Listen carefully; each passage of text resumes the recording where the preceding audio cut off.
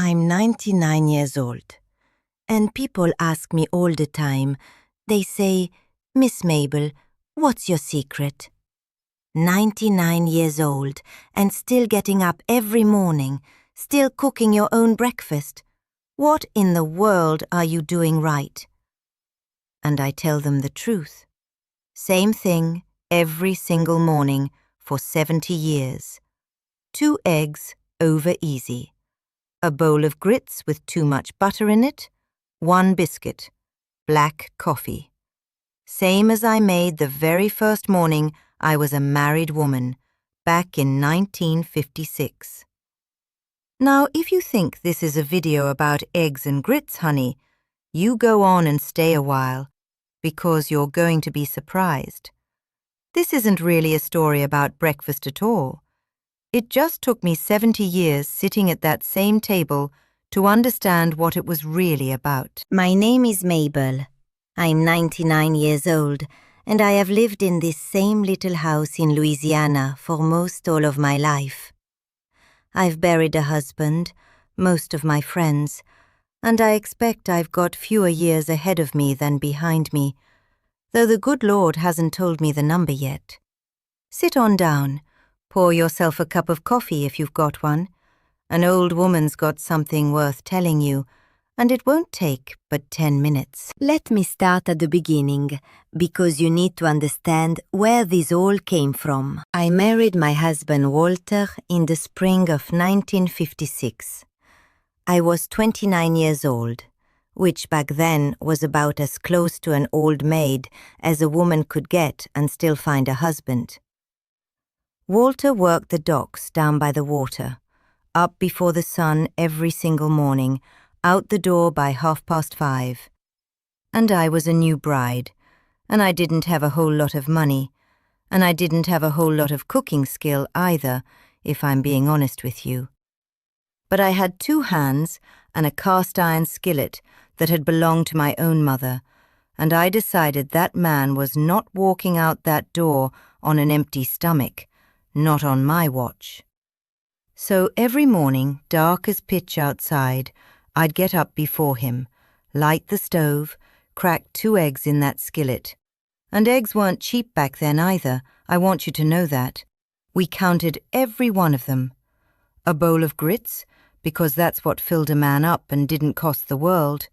1 biscuit, because Sundays we'd have more, but on a work day, 1 was what we could spare.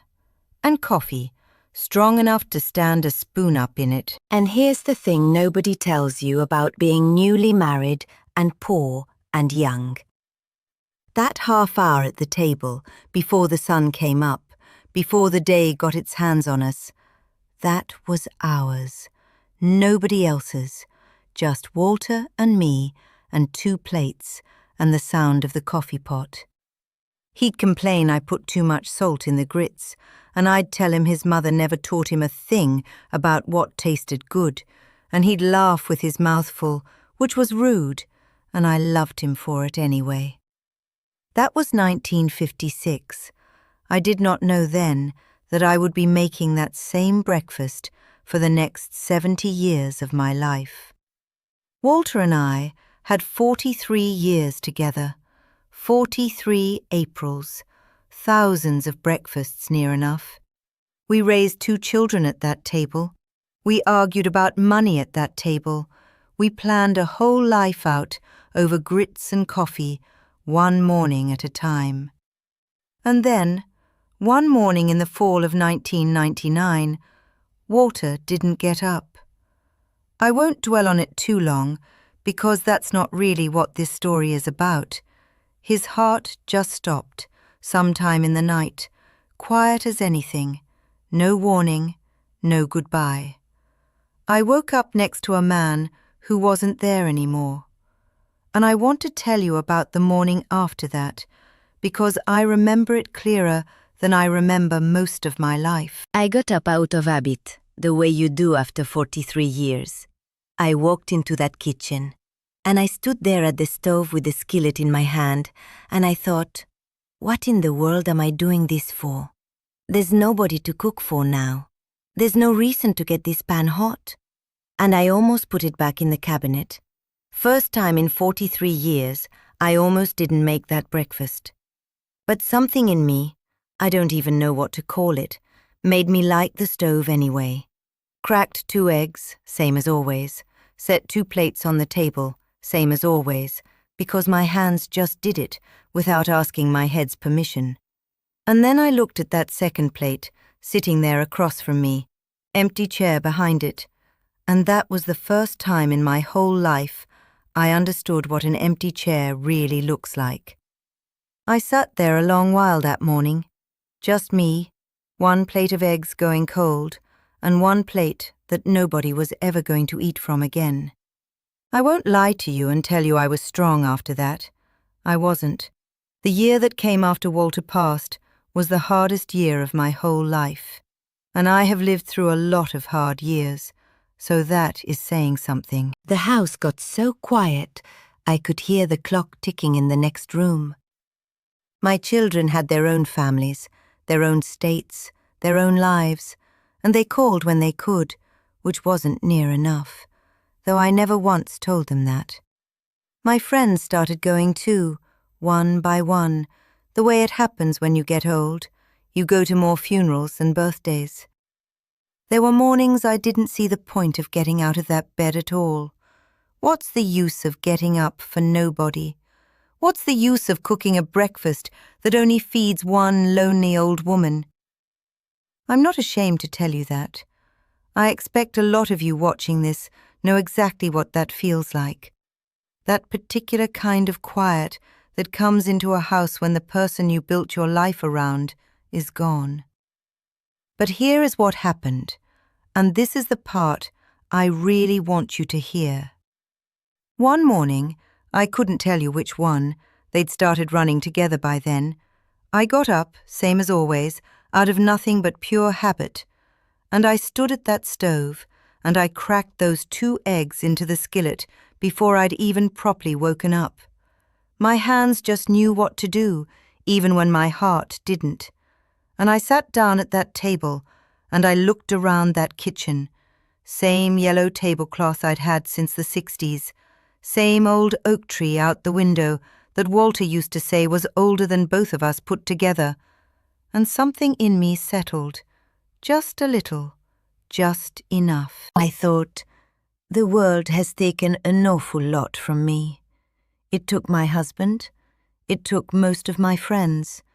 It's taken my strong legs and my good hearing, and I expect it'll take more before it's through with me. But it has never once been able to take this. This table, this skillet, this same plate of eggs at the same hour of the morning. As long as I sat down at that table, I still knew who I was. Mabel. Still here, still showing up. That's when I understood the breakfast was never really about the eggs. Now, if what I'm saying is touching something in you this morning, I'd be much obliged if you'd give this video a like and subscribe to my channel so it finds its way to the folks who need to hear it. And do an old woman a kindness. Tell me down in the comments where you're watching this from. I do love knowing there's someone out there on the other side of this screen sharing a cup of coffee with me. I read every single one of them, I promise you that. So let me tell you what I learned, sitting at the same table for 70 years, through a marriage and a death and a whole long life in between. It was never the eggs that kept me going. It wasn't the grits or the biscuit or the coffee. It was showing up. Same time, same table, every single morning, no matter what kind of night came before it. When everything else in my life was moving and changing and being taken away from me, that half hour at the table never once let me down. It was the one thing that stayed exactly the same while I changed all around it. And I'll tell you something else. All those fancy diets that came and went on the television over the years, I outlived every one of them. I watched the world go through I don't know how many miracle foods and juice cleanses and whatever they're calling it these days. And I just kept right on with my 2 eggs and my grits, because I wasn't looking for a miracle. I was looking for a reason to sit down. That's the real secret, if you want to call it that. It was never about what was on the plate. It was about having a reason to be there at all. And after Walter passed, I kept doing something I never told anybody about, not even my own children, till right now.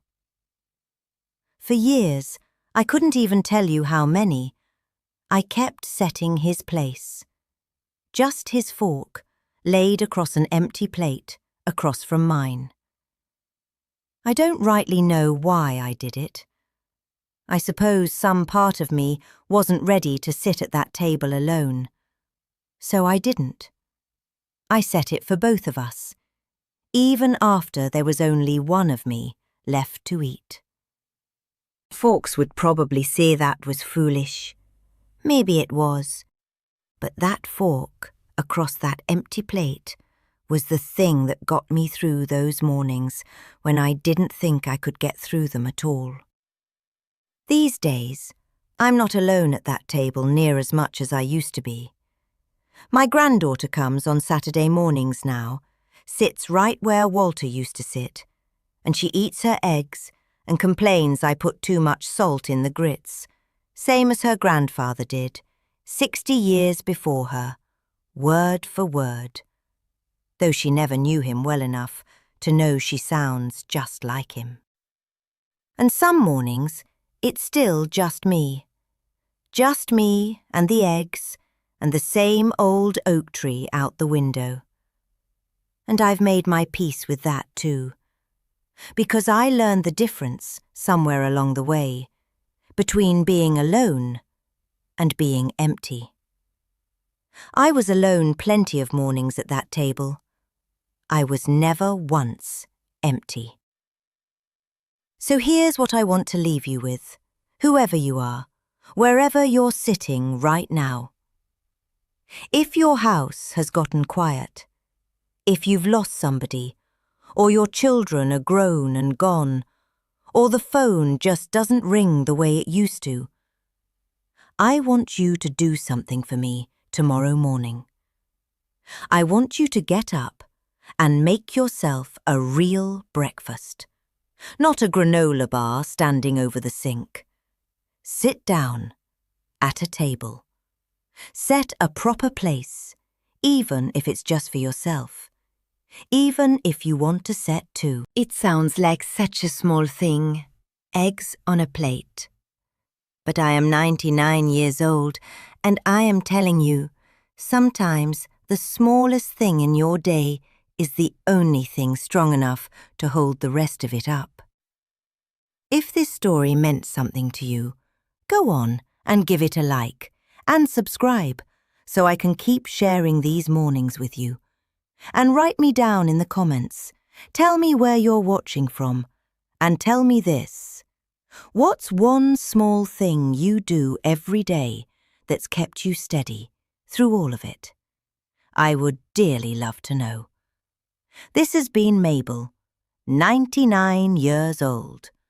One cast iron skillet that was my mother's before it was mine, and a fork I still can't quite bring myself to put away. You go on and eat a good breakfast now, you hear me? Take care of yourself.